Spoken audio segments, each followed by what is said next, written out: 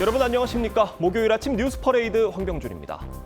밤사이 중부지방에 시간당 100mm가 넘는 물폭탄 수준의 많은 비가 내리면서 곳곳에서 침수 피해가 발생했습니다. 충남 당진에선 강이 범람해 주민들이 긴급 대피했고 예산과 서천 등에선 도로 곳곳이 침수돼 출근길 교통 통제도 이뤄지고 있습니다. 당진에 나가 있는 취재기자 연결합니다. 류태영 기자, 충청권에 밤사이 많은 비가 내렸는데 현장 피해 상황 전해주시죠.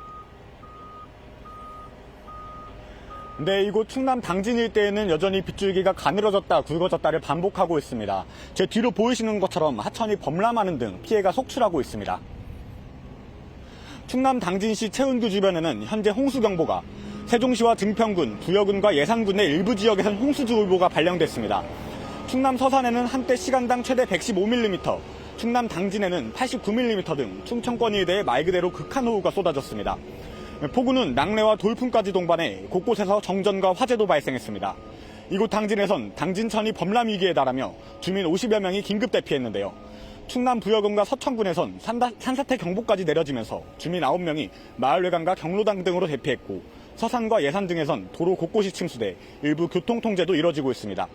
대전에서 서울까지 운행하는 철도도 일부 제한되기도 했습니다. 피해가 속히 수습이 되어야 할 텐데 폭우는 오늘도 계속 내리는 겁니까? 네, 그렇습니다. 경기 남부와 충청 지역을 중심으로 오늘도 호우가 예보돼 있습니다. 기상청은 오늘도 충남과 전북 지역에 시간당 50에서 80mm의 호우가 쏟아질 수 있다고 예보했습니다. 또 수도권에서도 50mm에서 150mm의 국지성 호우가 내릴 것으로 내다봤습니다. 특히 경기 남부 일부 지역에선 200mm 이상의 많은 비가 내릴 것으로 예상됩니다. 오늘과 내일 사이에는 중부지방에, 주말에는 남부지방을 중심으로 강하고 많은 비가 추가로 내리겠습니다. 행정안전부는 중대본 1단계를 다 가동하고 호우 상태를 예의주시하고 있습니다. 충남 당진에서 TV조선 류태영입니다. 네, 어제 저녁 경기도 오산에서 고가도로 옹벽이 무너지면서 차량을 덮쳐 운전자 1명이 숨졌습니다. 사고 전 일대에는 호우주의보가 내려질 정도로 많은 비가 오고 도로에는 땅 꺼짐 현상까지 발생했던 것으로 전해졌는데 당국은 붕괴 사고와의 연관성을 조사하고 있습니다. 차정승 기자의 보도입니다. 굴착기가 콘크리트 잔해를 걷어내자 토사에 파묻힌 차량이 보입니다. 구조대원들은 연신삽으로 차량 내부까지 들어찬 흙을 퍼냅니다. 어제 저녁 7시쯤 경기도 오산의 가장교차로 고가도로에서 10여 미터 높이의 옹벽이 무너져 내렸습니다. 토사는 고가도로 아래 이쪽 도로로 쏟아지면서 지나가던 승용차를 덮쳤습니다. 차량 한 대는 다행히 토사 앞에서 멈춰섰지만 다른 한 대는 그대로 매몰됐습니다. 구조물 자체가 무게가 180여 톤 이상 되는 40m의 높이 10m 구조물이 차량을 늘어있는. 소방당국이 굴착기 4대를 동원해 사고 발생 3시간 만에 50대 운전자를 구조했지만 결국 숨졌습니다. 올라가서 여기를 같이 가니까. 사고 당시 오산에는 60mm 넘는 비로 호우주의보가 내려진 상태였습니다. 오후 4시쯤엔 지름 수십 센티미터 규모의 포트홀이 발생해 고가도로 차량 운행이 통제됐습니다. 하지만 붕괴 사고가 난 아래쪽 도로는 별도의 통제가 없었습니다. 현장을 찾은 김동연 경기도지사는 비의 영향을 포함해서 옹벽이 무너진 원인을 파악하겠다고 했습니다. TV조선 차정승입니다. 네, 전해드린 것처럼 수도권과 중부지방을 중심으로 호우특보가 발효된 가운데 오늘도 많은 비가 예보되고 있습니다. 관련 소식 맹수영 기상칼럼니스트와 함께 자세히 짚어보도록 하겠습니다. 안녕하세요. 네, 안녕하세요. 네, 일단은 어제 오후부터 전국에 거센 장맛비가 내렸습니다. 특히 중부지방에 집중이 됐는데 갑자기 이제 어제 오후부터 이렇게 집중호우가 내리는 이유는 뭔가요? 지난주까지만 해도 엄청난 폭염이 이어졌습니다. 우리나라가 하층으로는 덥고 습한 공기, 상층으로는 대륙에서 네. 확장한 덥고 건조한 공기가 이중으로 덮고 덮고 있었었는데 이 더운 공기들이 각각 동서쪽으로 네. 분리되면서 그 틈 사이로 찬 공기가 내려왔는데요. 네. 남쪽으로는 계속해서 다량의 고온다습한 수증기가 유입되고 있는 상황이었거든요. 예. 아무래도 이렇게 성격이 다른 두 공기가 대립하는 과정에서 남쪽에서 워낙 비구름의 연료가 되는 수증기가 강렬하게 좀 유입이 되다 보니까 특히 이제 중부지방을 중심으로 이 두 공기가 격렬하게 대립하는 전선이 형성이 되면서 지금 많은 양의 비가 내리고 있습니다. 네, 그런데요, 이제 밤 사이에 극한 호우가 내리는 것도 있었거든요. 유독 이제 밤 사이에 강하고 집중되는 호우가 내리는 이유가 있다고요. 그러니까 일명 야행성 예. 게릴라 호우 이런 표현을 많이 쓰는데요. 특히 낮 같은 경우에는 햇빛으로 인해서 지면이 달궈지게 예. 됩니다. 그런 그 복사 열기는 더운 공기는 좀 상층으로 올라가려고 하는 그런 특징을 가지고 있기 때문에 상하간에 굉장히 강한 공기의 흐름이 형성이 되는데 이걸 난류라고 하거든요. 그러니까 일종의 에어 커튼인 거죠. 예. 그래서 서쪽에서 유입되는 다량의 고온다습한 공기가 유입되는 것을 낮 동안에는 어느 정도 좀 차단시켜주는 역할을 갖는데 이제 해가 지고 나면은 이제 예. 밑에서부터 이제 상층으로 올라가는 그 에어 커튼의 효과가 사라지게 되면서 더 강렬하게 비구름을 발달할 수밖에 없는 하층 기류가 유입되면서 아무래도 좀 밤사이에 폭발적으로 비구름이 발달할 수밖에 없는 거죠. 네, 오전 이제 4시부터 중대본을 1단계에서 2단계로 격상을 하고 가동이 되고 있는 상황이거든요. 전국의 비 피해로 인한 그런 소식들도 좀 들어와 있죠. 맞습니다. 지금 전국적으로 밤 동안에 이제 도로가 침수되고 어제 예. 뭐 밤에 퇴근길 무렵부터 이제 많은 양의 비가 집중되는 특히 수도권 지역 같은 경우에는 뭐 하천 주변에 지금 통제가 좀 출입이 금지가 되거나 특히 이제 청계천이라든지 안양천의 예. 29곳은 이제 통제가 되고 또 4곳의 하천 이제 둔치 같은 경우에도 통제가 금지가 된 그런 상황이었는데요. 예. 아마도 밤 사이에 지금 많은 양의 비가 지금 집중되고 있는 상황인데 지금 내린 비의 양을 좀 살펴보면은 특히 이제 충청 남도 지역 서해안에 인접한 다량의 수증기가 유입돼서 비구름이 폭발적으로 발달한 지역을 보면은 지금 이제 거의 하루 만에 400mm 안팎의 많은 양의 비가 내렸다는 거죠. 예. 이거는 어떻게 보면은 장마철 한 달 한철에 내려야 될 비가 거의 하루 만에 내린 꼴이기 때문에 아마 이제 밤 사이에 많은 양의 지금 추가적인 피해가 이제 날 것으로 좀 보이고요. 이 따라서 새벽 3시, 4시를 기해서 네. 중앙재난안전대책본부는 이제 1단계에서 2단계로 이제 강화된 그런 이제 정부의 대응 체계로 지금 이제 대비를 하고 있는 상황입니다. 네, 일단 뭐 충남 당진 서산 일대 밤새 집중호우로 하천이 범람하는 등 침수 피해가 컸습니다. 특히 당진천 범람해가지고 주민들이 이제 피해 대피를 하고 있는 상황인데 충청권에 피해가 유독 컸다라는 생각이 들거든요. 왜 그런 건가요? 그러니까 2년 전에도 충북 오송 지하차도 사건이 발생을 했던 날을 따져보면은 한 7월 15일경쯤인데요. 예. 그러니까 이맘때하고 비슷한 수준인 거죠. 그러니까 특히 이맘때 같은 경우에는 남쪽에서 오는 이제 덥고 습한 공기와 북쪽의 차고 건조한 공기가 대립하는 예. 그 정체 전선이 위치하기에 이제 충청도 지역에 좀 자주 좀 네. 위치하는 그런 이제 시기적인 것도 있기도 하고요.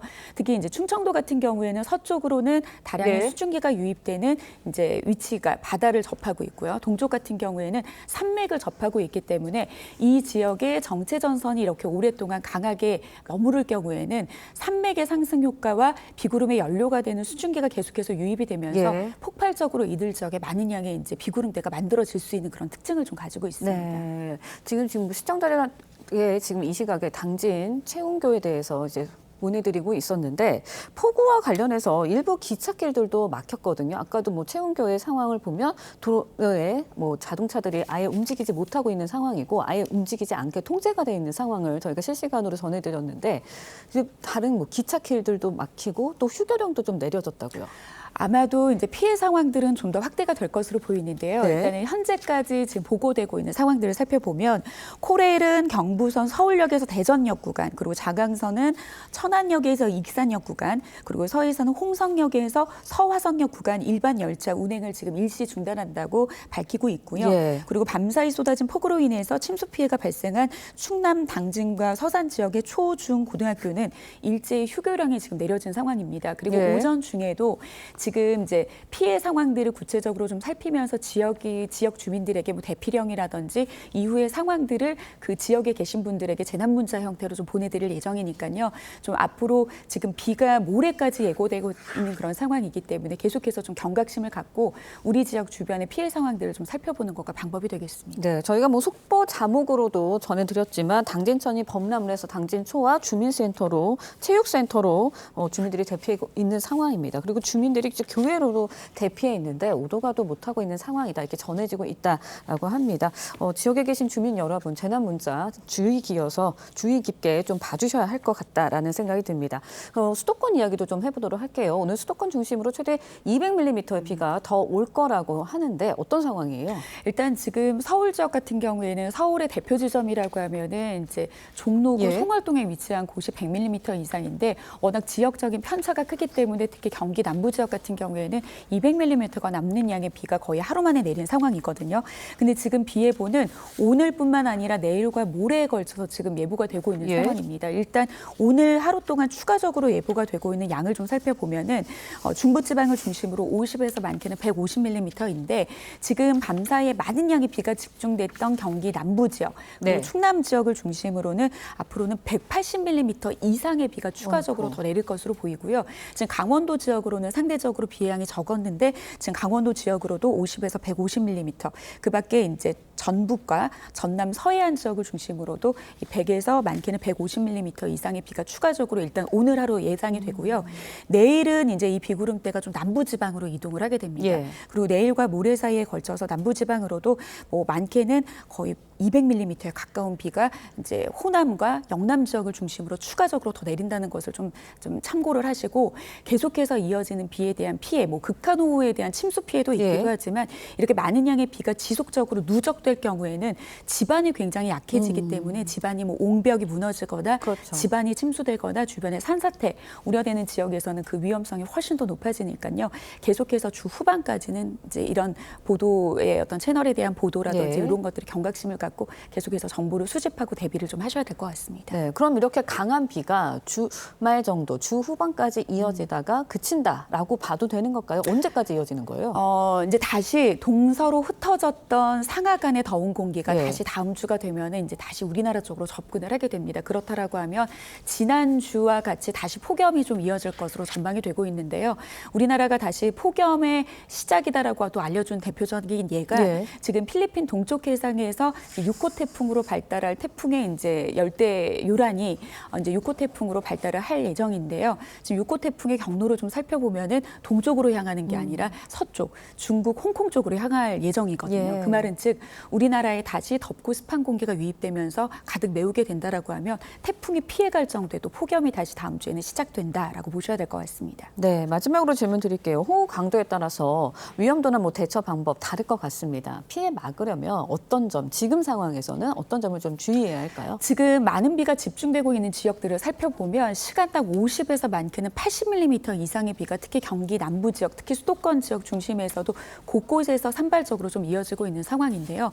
보통 일반적으로 우리가 시간당 10mm의 비만 내리더라도 우산을 쓰고도 비가 맞는 불편한 네. 상황인데 이게 20에서 30mm의 비가 좀 배수가 원활하지 않은 지역에 2-3시간만 하더라도 침수는 충분히 발생할 수 있습니다.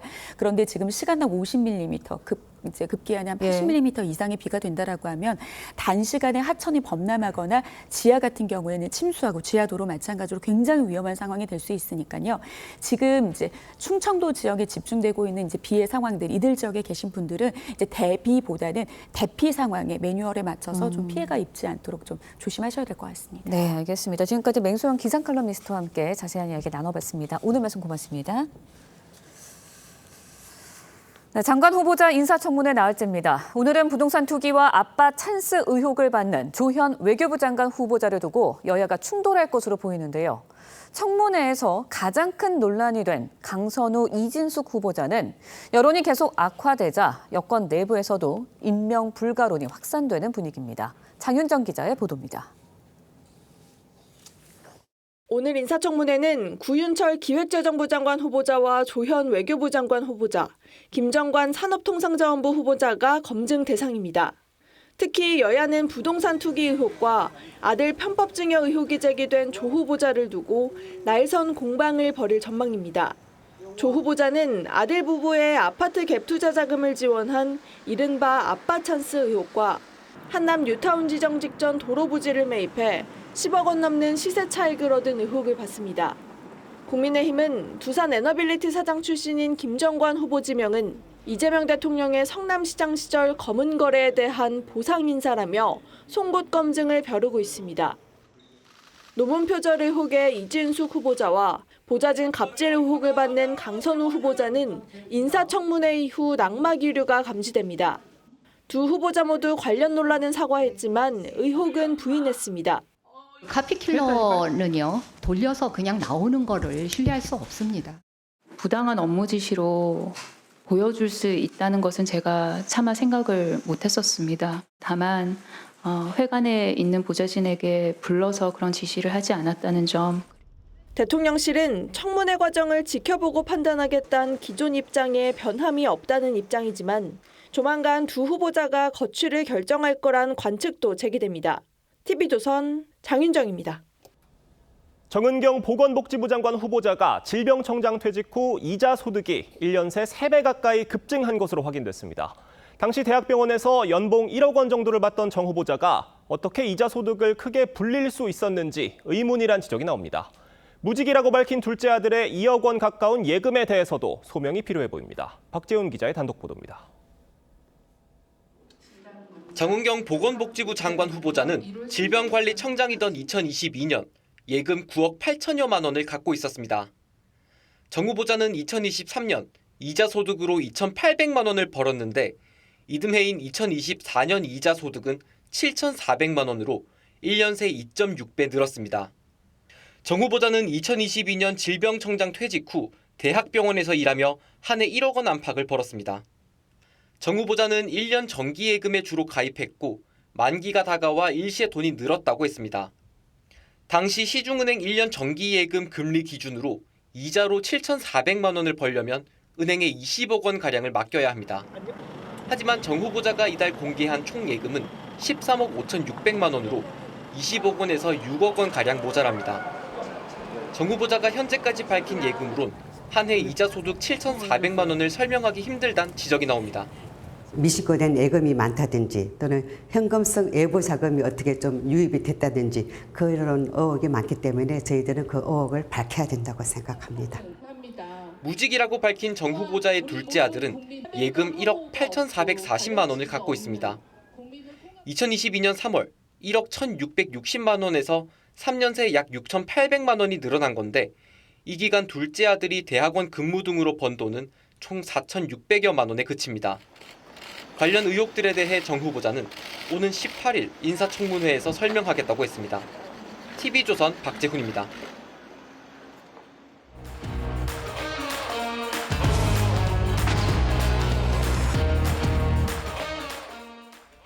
정치권 소식 짚어보는 아침의 맞수 시간입니다. 강성필 더불어민주당 부대변인, 송영훈 전 국민의힘 대변인 나오셨습니다. 안녕하세요. 안녕하세요. 인사청문회 슈퍼위크 나흘째인 오늘은 기획재정부를 비롯해 3명의 장관 후보자에 대한 인사청문회가 예정돼 있습니다. 어제는 논문 표절 등 각종 의혹이 제기된 이진숙 교육부 장관 후보자의 청문회가 진행이 됐는데 이 후보자는 논문 관련 의혹에 대해 부인하는 태도로 일관했습니다. 모습 먼저 보겠습니다. 이진숙 후보자님은 52%, 56% 이거 해도 너무한 거 아닙니까? 카피킬러는요, 돌려서 그냥 나오는 거를 신뢰할 수 없습니다.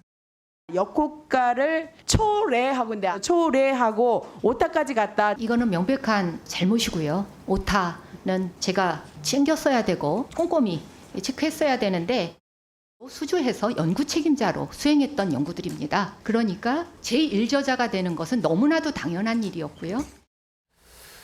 이 후보자가 자신에게 제기된 각종 의혹에 대해 시종일관 부인하는 태도로 일관을 했습니다. 다 오타의 경우에는 단순 실수다, 표절 검사 프로그램은 믿을 수가 없다, 그리고 논문 가로채기 의혹, 이 부분은 이공계 간행을 잘 모르고 하는 얘기다 이렇게 해명을 했어요. 어떻게 들으셨습니까? 전국의 이공계 학자들이 들으면서 굉장히 분노했을 것 같습니다. 예. 이공계라고 무슨 느슨한 연구 윤리가 따로 있는 것은 아니지 않겠습니까? 예. 지금도 밤을 새워가면서 본인의 손으로 논문을 쓰고 계시는 분들 굉장히 수치스럽다고 느끼셨을 것 같아요. 그리고 이 카피킬러라고 하는 그 논문 표절 검증 프로그램을 문제 삼는 얘기도 대한민국 학계 전체를 바보로 여기고 하는 말이다. 이런 비판을 피할 수 없습니다. 널리 쓰이고 있는 프로그램일 뿐더러 예. 본인이 어떤 다른 기준을 넣어서 표절률이 훨씬 더 낮게 나왔다라고 하면은 어떤 조건으로 돌렸는지 그렇게 해서 어떤 값이 나왔는지를 이진숙 후보자 본인이 구체적으로 공개를 해야 되는 겁니다. 그리고 국민검증단이라고 하는 그 범학계 검증단에서 보수도 아니고 진보도 아닌 단체가 편향된 조건을 넣어서 검증했을 리는 없지 않겠습니까? 예. 더더군다나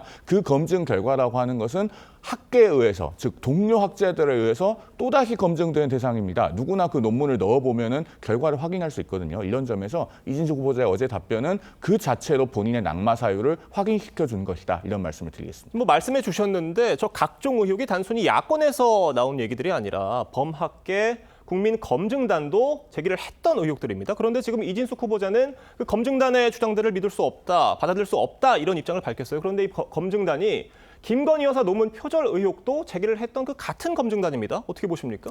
그러니까 이제 저는 개인적으로는 그래도 뼈아프다고 생각을 합니다. 우리가 얼마 전에 김건희 여사와 관련해 가지고 논문 표절 논란이 있었을 때 많이 이제 비판했을 거 아닙니까? 그러면서 또 이제 국민의힘에서 방어하면 저희가 또 얼마나 비난했습니까?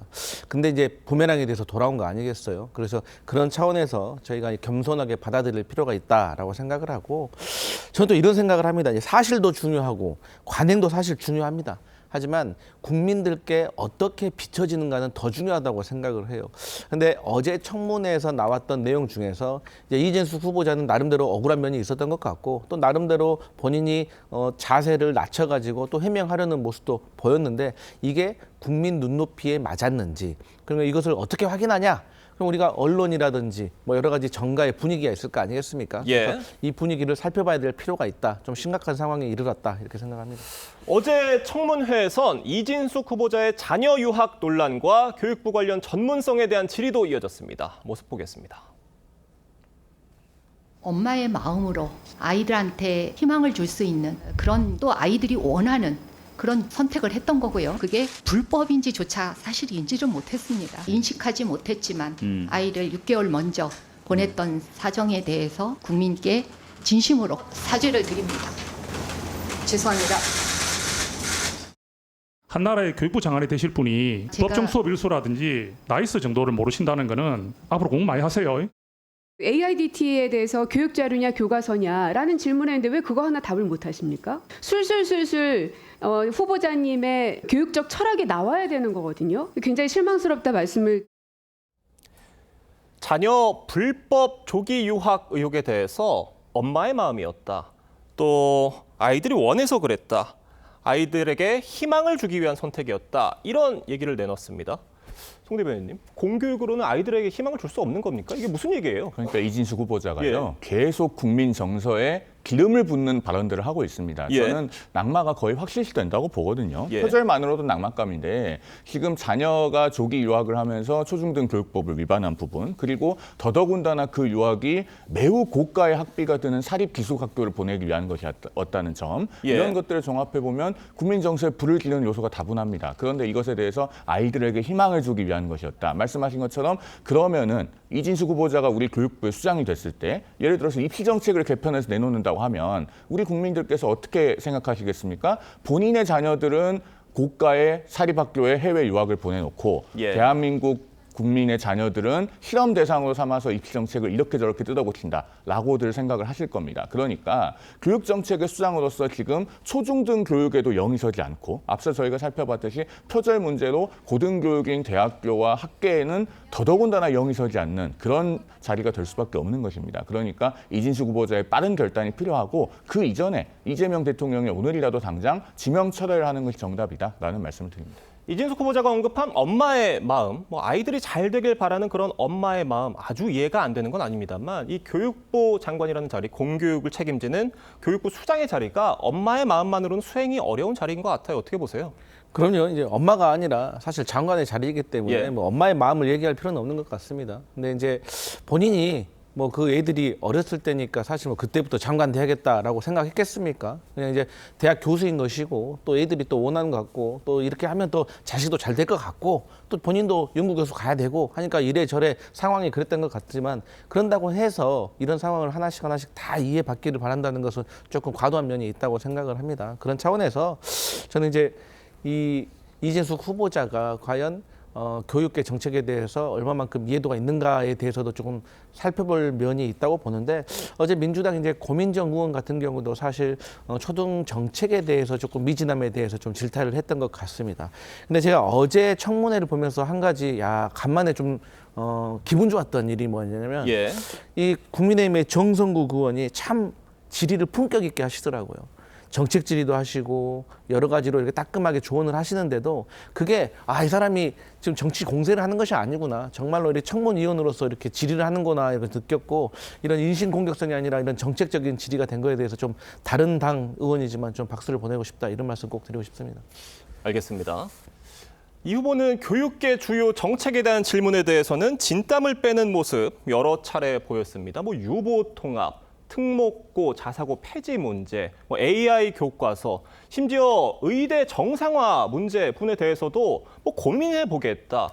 좀 신중히 생각할 문제 이런 정도 수준의 답변을 내놨거든요. 이거는 교육 문제 잘 모르는 분이 그 자리에 앉아서도 할 수 있는 얘기 아닙니까? 그러니까요. 그렇게 주요 현안에 관해서 답변을 거의 하지 못하는 모습 자체가 이진숙 후보자의 교육부 장관, 사회부총리로서의 부적격성을 가장 결정적으로 보여준 장면이었다고 저는 생각합니다. 그러니까 여러 가지 도덕성에 관한 논란도 있지만은 기본적으로 교육부 장관이 되면 사회부총리 겸 교육부 장관으로 정책 수장으로서의 역할을 해야 돼요. 그런데 정책에 관해서 거의 숙지가 되어 있지 않습니다. 오죽하면은 그 청문준비단이 이진숙 후보자 앞에다가 포스트잇을 붙여놔서 어제 김대식 의원이 중간에 의사진행 발언해서 지적한 일이 있지 않았습니까? 그 포스트잇의 내용이 이래요. 모르시는 것은 잘 알고 있다고 답변하라. 잘 알고 있다고 대답하고 나서 답변을 하지 마라. 곤란한 질문에는 확답을 피하고 시간을 가져라. 동문서답하라. 이렇게 되어 있습니다. 청문준비단이 본인들이 보좌하는 공직 후보자의 상태를 누구보다 잘 알 겁니다. 그동안의 인사청문회 준비 과정에서 정책 학습 자료를 많이 줬고 여러 가지 스터디를 시켰지만 그럼에도 불구하고 전혀 속지가 안 된 상태이니까 오죽하면 그런 포스트잇을 붙였겠습니까? 이런 점만 봐도 교육부 장관으로서의 직무를 수행할 수 없는 분이기 때문에 역시나 오늘이라도 본인이 자진 사퇴하시고 그 이전에 이재명 대통령이 지명 처리를 하는 것이 마땅하다. 다시 한번 강조해서 말씀드리지 않을 수가 없습니다. 이진숙 교육부 장관 후보자가 자녀 조기 유학 문제에 대해서 자신은 불법 정황, 그러니까 잘못된 부분이라고 인정을 했다는 얘기는 과거에 그만큼 자신의 어떤 공적 마인드가 없이 살아왔다는 점을 서로 자인한 게 아닌가 이런 생각도 드는데 어떻게 보세요? 그 부분도 그렇고요. 저는 정말로 그것이 위법한 줄 몰랐는지도 의문이 있습니다. 왜냐하면 중학교 의무 교육을 마치지 않고 부모가 같이 가지 않으면은 그것은 원래 불법이거든요. 그러면은 아이가 학교를 그만두고 외국으로 가겠다라고 할 때 학교에서 이것은 의무교육이기 때문에 중학교까지는 마쳐야 됩니다라고 하는 정도는 언급하는 것이 자연스럽다고 보여집니다. 그렇다면 과연 그런 것을 모르고 조기 유학을 보냈겠는가 국민들께서 지금 많은 의문을 갖고 계실 거라고 생각합니다. 정성호 법무부 장관 후보자의 청문회에선 검찰 개혁과 이 대통령 재판 공소 취소 문제 등이 화두에 올랐습니다. 그 모습도 보겠습니다. 검찰의 정치적 중립성 확보와 과도하게 집중된 권한의 분산, 수사기관 간 견제를 위해 수사권과 기소권 분리는 거스를 수 없는 개혁의 방향입니다. 공소 취소 관련해서는 법무부 장관이 구체적 사건에 관련해 갖고서 특히 정치적 오해를 받을 수 있는 사건에 대해서 지시하거나 지휘하는 건 바람직하지 않다는 생각을 갖고 있습니다. 이 정 후보자가 지난달 한 강연에서 했던 얘기인데 주권자인 국민께서 대통령이 재판받는 사실을 알고 선택을 한 거다. 공소 취소가 되는 게 맞다. 이렇게 얘기를 했는데 입장이 바뀐 거예요. 이 입장이 바뀐 부분에 대해서 당시 했던 발언은 내가 후보자 지명되기 전이었다. 이렇게 얘기를 했습니다. 어떻게 받아들여야 되겠습니까? 그러니까 저는 입장이 바뀌었다는 표현보다는 서 있는 곳이 바뀌었기 때문에 바라보는 곳이 달라졌다라고 저는 생각을 합니다. 저도 이제 공소 취소에 대해서 저도 주구장창 계속 얘기해 왔습니다. 회사 공소 취소 돼야 된다라고 했지만 어쨌든 지금 정성호 의원이 국회의원 신분이 아니라 이제 법무부 장관 후보자의 지금 위치에 있는 거 아니겠어요? 그렇기 때문에 어떤 제도적인 중립성을 지켜야 된다는 그런 공직자로서의 마인드가 저는 저는 오히려 돋보이는 답변이었다고 생각하고 어쨌든 국회의원이지만 이제 법무부 장관이 된다면 다시 한번 국민 전체를 보고 법무 행정을 집행을 해야 되기 때문에 저는 저런 답변은 당연한 것이다 그렇게 생각합니다.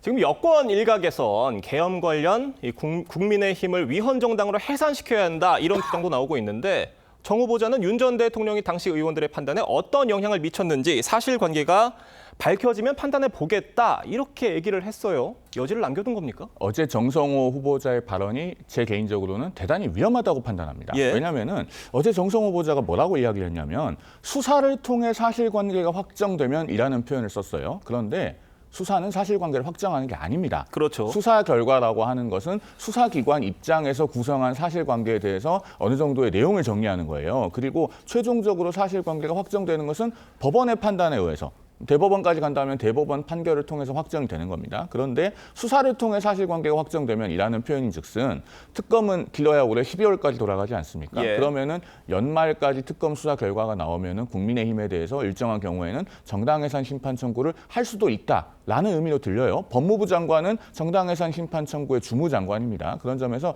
대단히 위험한 발상을 가지고 있고 더더군다나 100석이 넘는 야당을 제1야당을 국정의 파트너로 생각할 것이 아니라 정당해산 심판 청구를 통해서 해산시켜서 말살해야 되는 대상으로 생각하고 있는 것이 아닌가. 대단히 법무부 장관 후보자로서는 부적절한 발언이었다라고 평가합니다. 그러니까 수사라는 것도 어떤 재판을 위한 준비 과정 중에 하나인 걸로 볼 수가 있는데 지금 그 수사 결과만 놓고 어떤 판단을 내리겠다 하는 거는 법무부 장관 후보자로서 대단히 좀 위험하다 이런 말씀이신 겁니다. 그럴 뿐만 아니라 이율배반적이죠. 왜냐하면 그동안에 정성호 의원을 필두로 민주당 의원들은 이재명 대통령의 야당 대표 시절 그리고 대선 후보 시절에 뭐라고 이야기했습니까? 5개의 재판을 받고 있음에도 불구하고 전부 다 무죄 추정해야 된다고 했잖아요. 그런데 그 사건들은 수사 결과로 치면 수사 결과는 다 나온 겁니다. 수사 결과를 통해서 사실관계가 확정되는 것이라면 지금 대한민국 대통령 자리에 어떻게 이재명 대통령이 앉아 있을 수 있겠습니까? 그 말씀을 드리지 않을 수가 없습니다.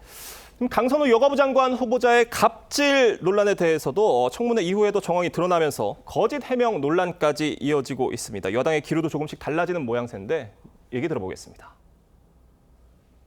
일부 후보자의 경우에는 여론 동향이 매우 안 좋게 돌아가는 것도 그대로 대통령께 보고드리고 있어요. 본인이 여러 차례 사과를 했고 해명을 했습니다만 또 그와 반대되는 보도들이 이어지고 있는 거 아닙니까? 더 좀 설득력 있게 입장을 내놓을 필요도 있을 것 같고요. 지금 강선우 후보자의 문제는 갑질 의혹뿐만이 아니라 그 갑질 의혹에 대한 해명이 사실이 아니다. 그러니까 거짓 해명 의혹까지 겹치면서 여권 내 기류도 좀 변하고 있는 것 같습니다. 그렇습니다. 이제 보통의 인사청문회가 이제 되기 전에 우리가 이제 의혹이 제기가 되잖아요. 그럼 거기에 대해서 이제 해명을 좀 듣잖아요. 그리고 인사청문회에서 해명을 듣는데 사실 해명을 하고 나서도 이해가 잘 안 되고 부족할 때가 좀 있습니다. 그럼에도 불구하고 이게 너무 여론이 심각해지지 않으면 사실 또 강행을 할 수가 있습니다. 그렇기 때문에 뭐 이전 정부에서 29번 강행한 거 아니겠습니까?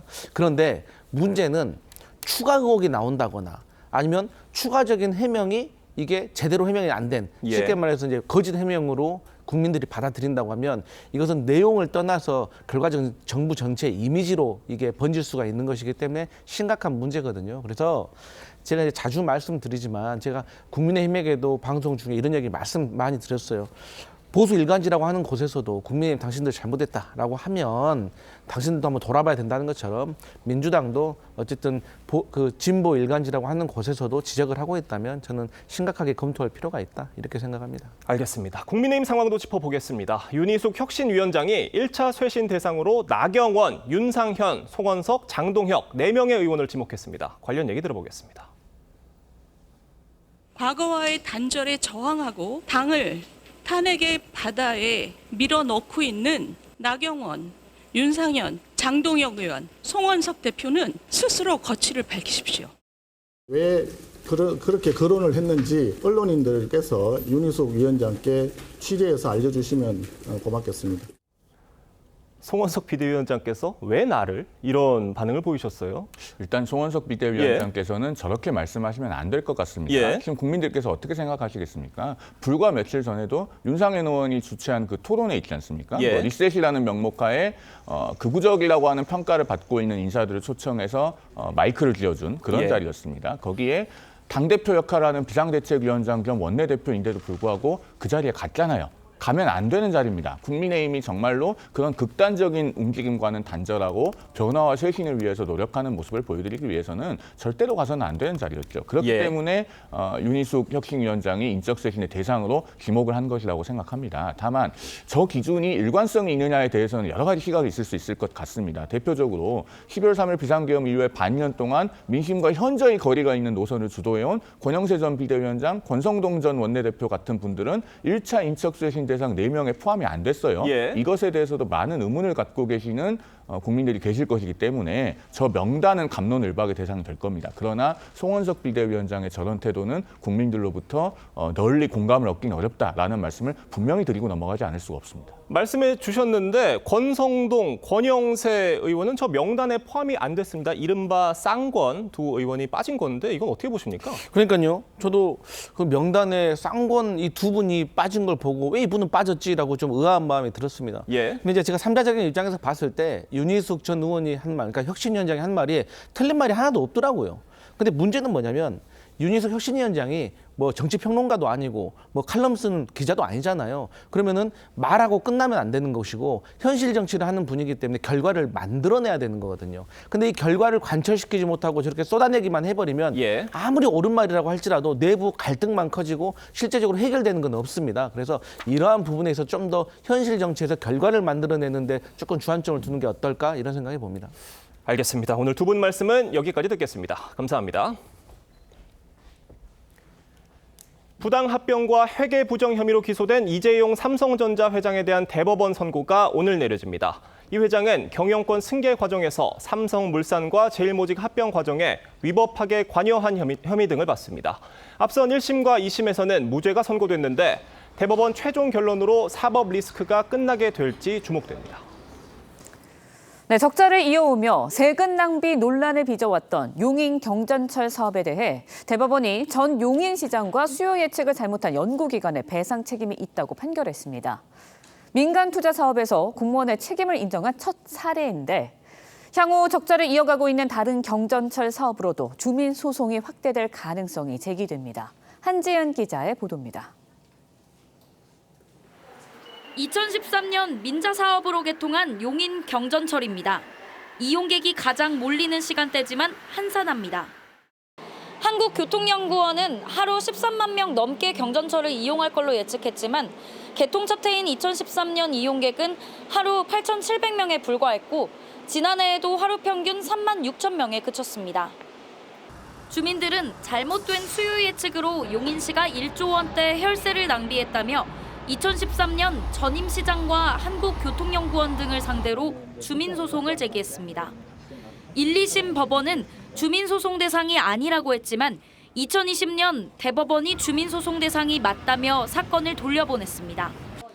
지난해 2월 파기환송심 재판부가 주민손을 들어준 데 이어 대법원도 용인시장이 이정문 전 용인시장과 한국교통연구원을 상대로 총 214억 원 손해배상을 청구하라고 판결했습니다. 주민들은 환영했습니다. 주민들의 그 수고가 헛되지 않은 것이 참 고맙고 지방자치단체들이 허투루게 뻥튀기 하면서 예산을 편성하지 않는 좋은 사례가 됐으면 좋겠습니다. 주민 혈세를 낭비하는 지자체의 민자 사업에서 공무원 책임을 인정한 첫 확정 판례입니다. 적자에 허덕이는 의정부 경전철, 부산 김해 경전철, 인천 월미바다 열차 등도 주민 소송이 될 수 있다는 전망이 나옵니다. TV조선 한지은입니다.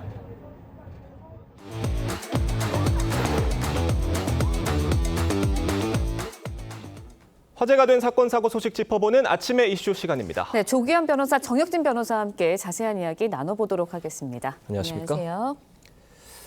윤석열 전 대통령이 자신의 구속이 부당하다며 법원에 구속 적부심을 청구를 했습니다. 네. 윤 대통령 측이 주장하는 어떤 부당함의 근거가 어떤 부분이에요? 일단은 구속 적부심이라고 하는 건요. 구속의 적부, 다시 말해서 구속이 타당한 거냐 부당한 거냐 이거를 다시 한번 심사해달라는 거거든요. 네. 그런데 구속적부심은 피의자만 할 수 있습니다. 그러니까 만약에 기소돼서 피고인이 되면 구속적부심을 할 수가 없거든요. 그러니까 아직까지는 기소가 안 된 상황이니까 윤 대통령 측에서 구속적부심을 이제 청구하는 것 같은데, 그런데 중요한 건 뭐냐면요. 형사소송법 208조를 보면 구속됐다가 석방된 사람은 동일 범죄 사실에 관해서 재차 구속할 수 없다 이렇게 규정하고 있고요. 예. 여기서 핵심은 동일 범죄 사실인데 208조 2항에 뭐라고 규정되어 있느냐.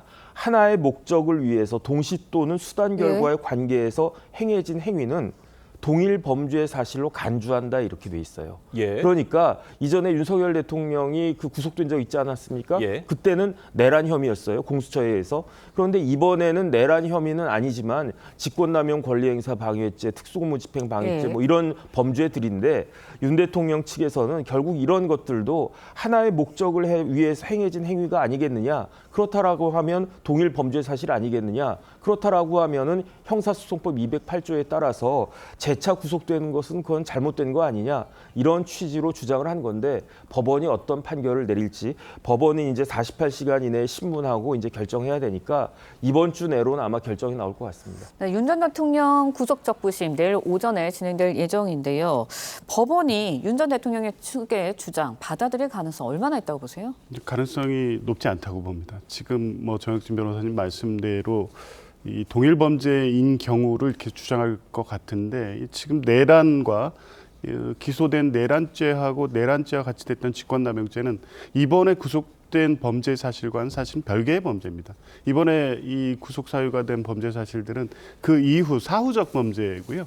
관련성은 있지만 동일 범죄 범주로 분류될 수는 없습니다. 그러니까 체포영장 집행 과정에서의 특수공무집행 방해 또 비화폰 삭제 등 직권 남용이기 때문에 이렇게 받아들일 가능성이 없고 주요하게 구속 사유로 봤던 증거 인멸의 우려가 해소된 것도 아니고 그에 따른 사정 변경이 발생하지도 않았습니다. 오히려 외부의 지지 세력 결집을 통해서 주요 참고인이나 공범들에 대한 진술을 왜곡시킬 가능성이 더해진 게 아니냐 이런 상황이 조성되고 있기 때문에 여러 가지 상황을 종합해 보면 법원이 받아들일 가능성은 높지 않다고 봅니다. 네, 지금 수사를 진행 중인 내란 특검의 움직임 중에 눈에 띄는 게 하나 있습니다. 윤석열 전 대통령에 대한 호칭을 피의자 윤석열로 쓰기 시작을 했어요. 그 전까지는 윤석열 전 대통령이라고 써왔는데 이제 그걸 안 쓴다는 거예요. 무슨 의미입니까 이게? 원칙은 피의자가 맞죠. 예. 뭐 원칙은 전직 대통령이 아니라 현직 대통령이라고 하더라도 예. 만약에 형사 입건돼서 형사 재판 네. 절차가 수사가 진행된다라고 하면 그때는 피의자란 말을 쓰는 게 맞는데 그다음에 우리나라의 전직 대통령 예우에 관한 법률도 있지만 당연히 그런 법률에 이런 뭐 피의자 대신에 전직 대통령이라고 써야 된다 이런 규정 당연히 없지 않습니까? 예. 그럼에도 불구하고 그 내란 특검에서 계속 전직 대통령으로 예우를 갖다 해준 거는 전직 대통령이고 그것도 직전 대통령 아니겠습니까? 그다음에 아직까지는 윤석열 대통령을 지지한 사람들이 상당히 있으니까 그런 측면도 고려했던 것이 아닌가 그런 생각이 드는데 제가 봤을 때는요. 예. 지금 윤석열 전 대통령과 내란 특검은 굉장히 서로 간에 기싸움을 하고 있는 거예요. 쉽게 말하면 특수부 검사 출신들끼리 지금 뭐 이렇게 일합을 겨루고 있는 것 같은데 그런데 이제는 이제 특검에서 그 좀 태도를 바꾸어 가지고 여기에 대해서 원칙대로 그렇게 몰아세워야 되겠다. 더 몰아쳐야 되겠다. 이렇게 판단을 하는 것이 아닌가 싶습니다. 기싸움을 하다 저런 상황까지 지금 간 거다라는 말씀이신 것 같아요. 제가 봤을 땐 그렇고요. 예. 그다음에 양쪽이 다 그렇게 좋아 보이지는 않는다. 그런 생각 듭니다. 예. 네, 일단 특검에서는 이제 윤 전 대통령에 대한 일반인 접견도 금지한 상황입니다. 왜 접견 금지 조치를 내린 건가요? 그 접견 금지를 하는 경우에는 그 일반인 접견을 통해서 네. 증거 인멸의 우려가 발생하거나 또 구금 시설의 안전이나 질서를 저해할 위험이 발생하는 경우에 할 수 있는 조치입니다. 뭐 예외적으로 당연히 변호인 접견권을 비롯해서 접견권은 예. 피의자의 권리이긴 하지만 이렇게 사유가 발생하는 경우에 금지 조치가 내려지고요. 특히 모스탄 교수와의 예, 모스탄. 접견 네. 문제가 된 것 같은데 지금 모스탄 교수는 부정선거 음모 관련된 내용을 계속 확대시키고 있고 비상계엄의 정당성을 주장하고 있습니다. 그리고 지금 서울구치소 앞에는 여러 이 윤석열 전 대통령의 극렬 지지율이 나와 있기 때문에 이 접견을 허용할 경우에 증거 인멸에 대한 문제라든가 외부의 지지자들을 자극해서 구치소 내 질서를 저해할 위험이 있다 이렇게 판단한 것 같습니다. 네, 그런가 하면 지금 모스탄 교수에게 보낸 옥중 서신을 어저께 공개를 하기도 했거든요. 이거는 어떻게 보셨어요? 무슨 의도가 있다고 보세요? 지금 모스탄 교수를 통해서 서울구치소 앞에서 이렇게 공개가 됐습니다. 그러니까요. 그 내용 자체가 보면 지지자들에 대한 메시지입니다. 결국 지금 이제 사법적 절차는 수사에 비협조를 하면서 법적 판단의 경우에 가능성이 높지 않다고 보고 결국 유일한 길은 모스탄과 같은 대외적 어떤 뭐 신망이 있다고 하는 이런 분들을 통해서 지지자들을 다시 결합하는 것만이 이후에 어떤 본인의 어떤 구명에 도움이 된다 이런 판단을 하고 있는 것 같습니다. 알겠습니다. 정혁진 변호사, 조기현 변호사 두 분 말씀은 여기까지 듣겠습니다. 감사합니다. 고맙습니다. 다시 비 피해 소식 알아보겠습니다. 밤사이 중부지방에 시간당 100mm가 넘는 물폭탄 수준의 많은 비가 내리면서 곳곳에서 침수 피해가 발생했습니다. 네, 충남 당진에는 당진천이 범람해 주민들이 긴급 대피했고 예산과 서천 등 도로 곳곳이 침수돼 출근길 교통 통제도 이뤄지고 있습니다. 당진에 나가 있는 취재기자 연결해 보도록 하겠습니다. 네, 류태영 기자, 충청권에 많은 비가 내리고 있는데요. 지금 상황 어떻습니까? 네, 이곳 충남 당진 일대에는 잠시 가늘어졌던 빗줄기가 다시 굵어지고 있습니다. 제가 서 있는 이곳 최은교 인근 도로도 1시간 전까지는 발목까지 차올랐던 물이 현재 무릎까지 차오르고 있는데요. 제 뒤로 보이시는 것처럼 차량이 침수되는 등 피해가 잇따르고 있습니다. 충남 당진시 최은교 주변에는 현재 홍수경보가 세종시와 등평군, 부여군과 예산군 내 일부 지역에선 홍수주의보가 발령됐습니다. 충남 서산에는 한때 시간당 최대 115mm, 충남 당진엔 89mm 등 충청권 일대에 말 그대로 극한 호우가 쏟아졌습니다. 폭우는 낙뢰와 돌풍까지 동반해 곳곳에서 정전과 화재도 발생했습니다. 이곳 당진에선 당진천이 범람 위기에 달하며 주민 50여 명이 긴급 대피했는데요. 충남 부여군과 서천군에는 산사태 경보까지 내려지면서 주민 9명이 마을회관과 경로당 등으로 대피했고 서산과 예산 등에선 도로 곳곳이 침수돼 일부 교통 통제도 이뤄지고 있습니다. 대전에서 서울까지 운행하는 철도도 일부 제한되기도 했습니다. 피해가 속히 수습이 되어야 할 텐데요. 폭우가 오늘도 계속 내리는 겁니까? 네, 그렇습니다. 경기 남부와 충청 지역을 중심으로 호우가 오늘도 예보되고 있습니다. 기상청은 오늘도 충남과 전북 지역에 시간당 50에서 80mm의 호우가 쏟아질 수 있다고 예보했습니다. 또 수도권에도 80mm에서 150mm의 국지성 호우가 내릴 것으로 내다봤습니다. 특히 경기 남부 일부 지역에선 200mm 이상의 많은 비가 내릴 것으로 예상됩니다. 오늘과 내일 사이에는 중부지방에, 주말에는 남부지방을 중심으로 강하고 많은 비가 추가로 내리겠습니다. 행정안전부는 중대본 1단계를 가동하고 호우주의보를 예보하고 있습니다. 충남 당진에서 TV조선 류태영입니다. 네, 생방송을 진행하던 여성이 긴급하게 이렇게 자리를 피하는 모습인데요. 이스라엘군의 기습공습에 시리아 수도 국방부 건물에 연쇄 폭발이 일어났습니다. 사흘째 이어진 이스라엘군의 공습에 시리아군 핵심 시설 곳곳이 파괴됐고 최소 1명이 숨지고 수십 명이 다쳤습니다. 이로라 기자의 보도입니다. 시리아 국방부 건물을 배경으로 생방송 중이던 여성 진행자가 뒤편에서 발생한 폭발음에 놀라 급히 자리를 피합니다. 같은 시각 다른 장소에서 생중계 중이던 기자 역시 갑작스런 폭발음에 놀라 황급히 현장을 빠져나갑니다. 현지 시간 16일 이스라엘군이 시리아 수도 다마스커스에 있는 국방부 본부를 공습해 최소 1명이 숨지고 18명이 다쳤습니다. 이스라엘은 이틀 전에도 시리아군 탱크 수십 대를 공습했는데 이번 공격은 시리아 남부 지역에서 벌어진 드루즈족에 대한 정부군의 탄압에 대응한 것이라고 주장했습니다. 시리아로부터 골란 고원을 점령한 이스라엘은 해당 지역에 거주하는 드루즈의 우대 정책을 펴왔습니다. אנחנו פועלים כדי להציל את אחינו הדרוזים וכדי לחסל את כנופיות המשטר. 드루즈족은 자치권을 요구하며 친이란 성향의 시리아 정부군과 충돌을 이어왔습니다. 이스라엘의 공습 이후 시리아 정부와 드루즈족은 새 휴전 합의를 발표하며 일단 숨고르기에 나섰습니다. 하지만 이번 공습으로 중동 긴장이 다시 고조되자 국제사회는 우려하고 있습니다. 유엔 사무총장은 이스라엘 공습을 규탄했고 미 국무장관도 상황을 심각하게 우려하고 있다는 입장을 냈습니다. TV조선 이루랍니다.